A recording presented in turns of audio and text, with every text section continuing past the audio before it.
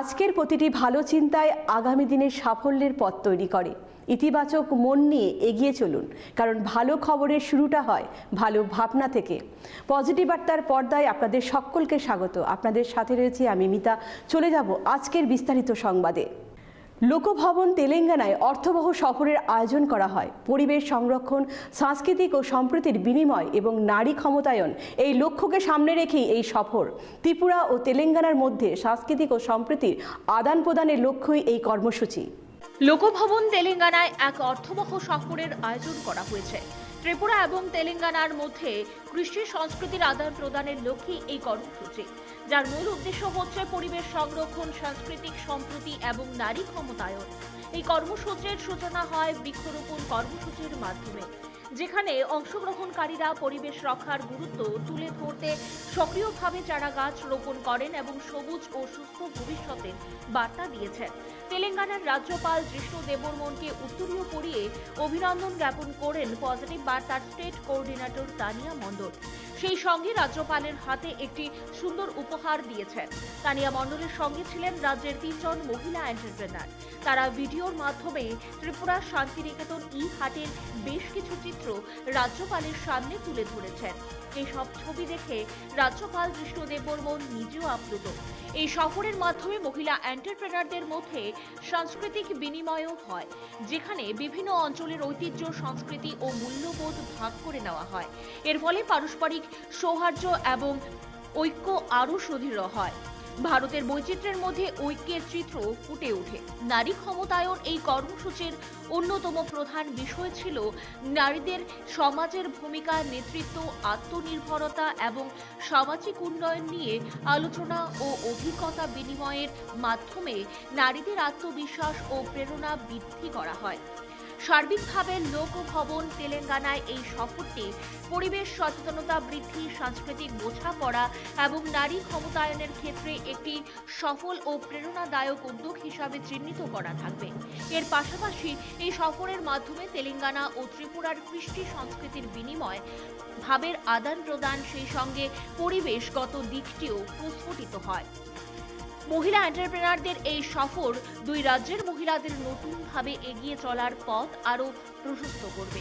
প্রসঙ্গত, তেলেঙ্গানার রাজ্যপাল জিষ্ণু দেববর্মন নিজেও ত্রিপুরার বাসিন্দা। তিনি 5 বছর ত্রিপুরার উপমুখ্যমন্ত্রী হিসাবে দায়িত্বভার পালন করেছেন। জন্মগত দিক থেকে জিষ্ণু দেববর্মন ত্রিপুরার রাজ পরিবারের সন্তান। ব্যুরো রিপোর্ট, পজিটিভ বার্তা। ধোঁয়াশার চাদরে ঢাকা পড়ল দিল্লি। সর্বনিম্ন তাপমাত্রা 7 ডিগ্রি সেলসিয়াসে এসে দাঁড়িয়েছে। নয়ডায় বন্ধ করে দেওয়া হয়েছে স্কুল। ধোঁয়াশার চাদরে ঢাকা পড়ল দেশের রাজধানী। দৃশ্যমানতা নেমে গিয়েছে শূন্যে। এই পরিস্থিতিতে জনজীবন বিপর্যস্ত দিল্লির। 128টি বিমান পরিষেবা বাতিল করা হয়েছে।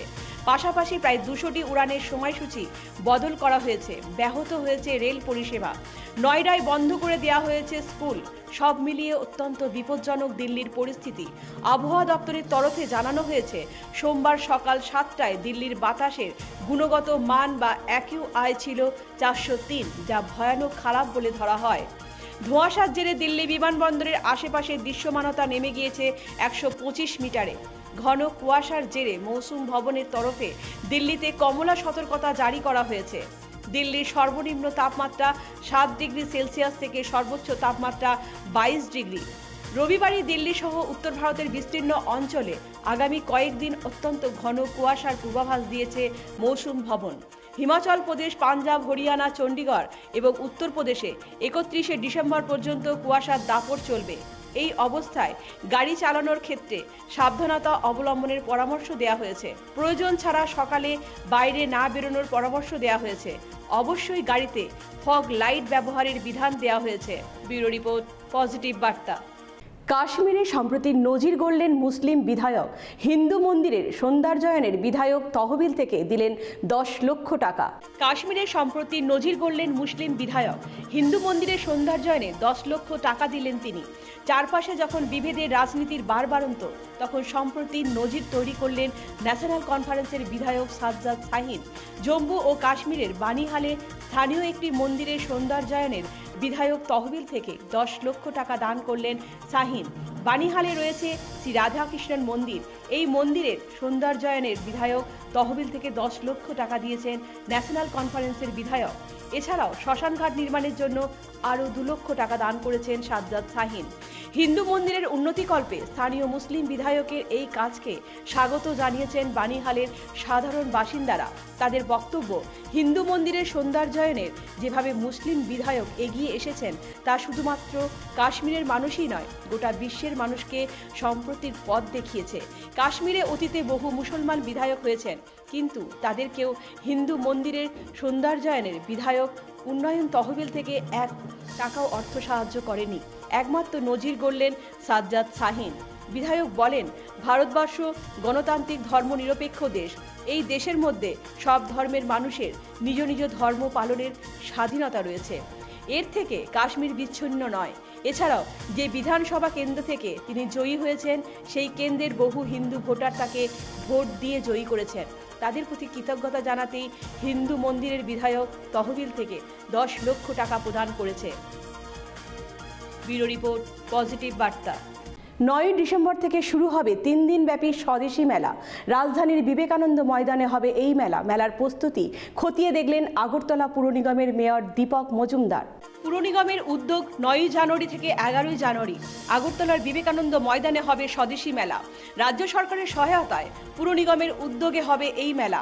মেলার আনুষ্ঠানিক সূচনা করবেন রাজ্যের মুখ্যমন্ত্রী প্রফেসর ডক্টর মানিক সাহা, থাকবেন সাংসদ রাজীব ভট্টাচার্য। তাছাড়াও পর্যায়ক্রমে মেলায় আসবেন অন্যান্য সাংসদ সহ মন্ত্রিসভার সদস্যরা। সোমবার মেয়র দীপক মজুমদার, পুর commissioner D K. Chakma, deputy mayor Monika Das Dutta, মহকুমা শাসক মানিক লাল দাস সহ অন্যান্য আধিকারিকরাও বিবেকানন্দ ময়দানে প্রস্তুতি খতিয়ে দেখেন। পরিদর্শন শেষে মেয়র দীপক মজুমদার বলেন, প্রধানমন্ত্রী নরেন্দ্র মোদীর লোকাল ফর ভোকাল স্লোগানকে সামনে রেখেই রাজ্যে প্রথমবারের মতো অনুষ্ঠিত হতে যাচ্ছে এই ধরনের স্বদেশী মেলা। এই মেলায় রাজ্য তথা ভারতবর্ষের বিভিন্ন স্থানে উৎপাদিত সামগ্রী থাকবে। প্রত্যেক দিনই স্বদেশী পণ্যের প্রতি উৎসাহিত করতে বক্তারা স্বদেশী জাগরণ নিয়ে বক্তব্য রাখবেন। তাছাড়াও থাকবে সাংস্কৃতিক অনুষ্ঠান। প্রতিদিন বিকাল 5টা থেকে রাত 9টা পর্যন্ত চলবে সাংস্কৃতিক অনুষ্ঠান। থাকবে জাতি উপজাতির বিভিন্ন খাবারের স্টল। শীতের আমেজ নিয়ে রাজ্যবাসী যেন এই মেলায় অংশগ্রহণ করেন, সেই আহ্বান রাখেন মেয়র। পাশাপাশি তিনি বলেন, প্রধানমন্ত্রীর স্বদেশী জাগরণ বলতে মূলত প্রধানমন্ত্রী নরেন্দ্র মোদীর আত্মনির্ভর ভারত এবং ভোকাল ফর লোকাল ধারণাকে বোঝানো হয়, যেখানে দেশীয় শিল্প ও পণ্যকে সমর্থন করার জন্য জনগণকে উৎসাহিত করা হয় এবং বিদেশি পণ্যের ওপর নির্ভরতা কমানোর জন্য জোর দেওয়া হয়, যা স্বনির্ভরতা ও অর্থনৈতিক সার্বভৌমত্ব বাড়াতে সাহায্য করবে। প্রধানমন্ত্রীর স্বদেশী জাগরণ হলো একটি বৃহত্তর আন্দোলন, যা ভারতের অর্থনৈতিক স্বাধীনতা, দেশীয় শিল্পের বিকাশ এবং বিদেশি নির্ভরতা কমানোর ওপর কেন্দ্র করে পরিচালিত হচ্ছে। মূলত মার্কিন যুক্তরাষ্ট্রের শুল্ক আরোপের প্রতিক্রিয়ায় ভারতবর্ষের প্রধানমন্ত্রী স্বদেশী পণ্য ক্রয় করা, স্বদেশী পণ্যের প্রতি দেশবাসীকে উৎসাহিত করতে ডাক দিয়েছেন ভোকাল ফর লোকাল। সেদিকে লক্ষ্য রেখে প্রতিটি রাজ্যেই বিজেপির পাশাপাশি বিভিন্ন সরকারি উদ্যোগেও সরকারি জাগরণকে সামনে রেখে বিভিন্ন কর্মসূচি হাতে নেওয়া হচ্ছে। তারই অঙ্গ হিসাবে পুর নিগমের উদ্যোগে এই 3 দিনব্যাপী স্বদেশী মেলার আয়োজন করা হয়েছে। এই মেলা প্রতিদিন সর্বসাধারণের জন্য খোলা থাকবে, দুপুর 2টো থেকে রাত 9টা পর্যন্ত। এই মেলায় মোট 60 থেকে 65 স্টল থাকবে বিভিন্ন দপ্তরে সচেতনতামূলক প্রচার স্টল, পত্রাঞ্জলি সহ বিভিন্ন আশ্রমগুলির প্রোডাক্টও থাকবে এই মেলায়। রাজ্যে প্রথমবারের মতো এই স্বদেশী মেলা অনুষ্ঠিত হতে যাচ্ছে। আত্মনির্ভর ভারত, আত্মনির্ভর ত্রিপুরা গড়ার লক্ষ্যে এই মেলার আয়োজন। জাতি জনজাতির মিশ্রিত সংস্কৃতি এই মেলায় তুলে ধরা হবে। থাকবে রাজ্যের জাতি জনজাতিদের ঐতিহ্যবাহী খাদ্যের স্টল। মেলাকে প্রাণবন্ত করতেই প্রস্তুতি পর্ব খতিয়ে দেখছেন mayor Dipak Majumdar. Bureau report, positive বার্তা। ত্রিপুরায় হিমের হাওয়া বইছে, জাঁকিয়ে পড়ছে শীত। উত্তরে হাওয়ার দাপট ক্রমশই বাড়ছে, এর সঙ্গে পাল্লা দিয়ে বাড়ছে কুয়াশা। একদিকে শীতের কামড়, অন্যদিকে ঘন কুয়াশা। সন্ধ্যা ঘনিয়ে আসতেই কনকনে শীত। সব মিলিয়ে ত্রিপুরার শীতের আমেজ অনেকটাই উপভোগ্য হয়ে উঠেছে। ঋতু অনুযায়ী পৌষ এবং মাঘ 2 মাস শীতকাল, এখন ভোর শীতকাল চলছে। পৌষ মাস শুরু হতেই রাজ্যের শীতের কামড়, শিশু থেকে বৃদ্ধ সকলেই শীতে জুবুথুবু। সন্ধ্যা ঘনিয়ে আসতেই শুরু হয় শীতের কামড়, একদিকে কনকনে শীত, অন্যদিকে ঘন কুয়াশা। বড়দিনের পর থেকেই রাজ্যের শীতের দাপট ক্রমশই বাড়তে শুরু করেছে। সন্ধ্যা ঘনিয়ে আসতেই জাঁকিয়ে পড়েছে শীত, বাড়তে থাকে উত্তরে হাওয়ার দাপট। সোমবার দিনের সর্বোচ্চ তাপমাত্রা ছিল 23 ডিগ্রি সেলসিয়াস আর সর্বনিম্ন তাপমাত্রা ছিল 12 ডিগ্রি সেলসিয়াস। আকাশে হালকা মেঘ থাকলেও তবে বৃষ্টির কোনো সম্ভাবনা আপাতত নেই। উত্তরে হাওয়ার গতি 4 থেকে 7 কিলোমিটার প্রতি ঘন্টা। দিনে বাতাসের আপেক্ষিক আর্দ্রতা ছিল সর্বোচ্চ 82%, সর্বনিম্ন 67%। তবে দিনের পর দিন সর্বোচ্চ ও সর্বনিম্ন তাপমাত্রার মধ্যে পার্থক্য অনেকটাই কমে আসছে। সন্ধ্যায় দমকা হাওয়া বইতে পারে 14 কিলোমিটার বেগে প্রতি ঘন্টায়। আকাশে হালকা মেঘ রয়েছে, দিনে আবছা রোদ প্রত্যক্ষ করা যায়। রাতে ঘন কুয়াশা থাকবে আকাশে, তবে রাত যত গভীর হবে তত বেশি শীত অনুভূত হবে। দিনে শীতের অনুভূতি কিছুটা কম হলেও গভীর রাতে শীত বেশি অনুভূত হচ্ছে। মঙ্গলবার দিনে সর্বোচ্চ তাপমাত্রা থাকতে পারে 22 ডিগ্রি সেলসিয়াস আর সর্বনিম্ন তাপমাত্রা থাকবে 12 ডিগ্রি সেলসিয়াস। আকাশে কিছুটা মেঘ থাকলেও রাতের আকাশ পরিষ্কার থাকবে। এইদিকে আবহাওয়া দপ্তরের পূর্বাভাসে জানিয়েছে, জানুয়ারি মাসের প্রথম দিকে রাজ্যের শীতের দাপট বাড়বে। সেই মতো রাতে শীতের দাপট কিছুটা হলেও বৃদ্ধি পেয়েছে। দপ্তর জানিয়েছে, সর্বনিম্ন তাপমাত্রা 11 থেকে 13 ডিগ্রি সেলসিয়াসের ঘরে থাকবে। সব মিলিয়ে শীতের মরশুম রাজ্যের মানুষের কাছে উপভোগ্য হয়ে উঠেছে।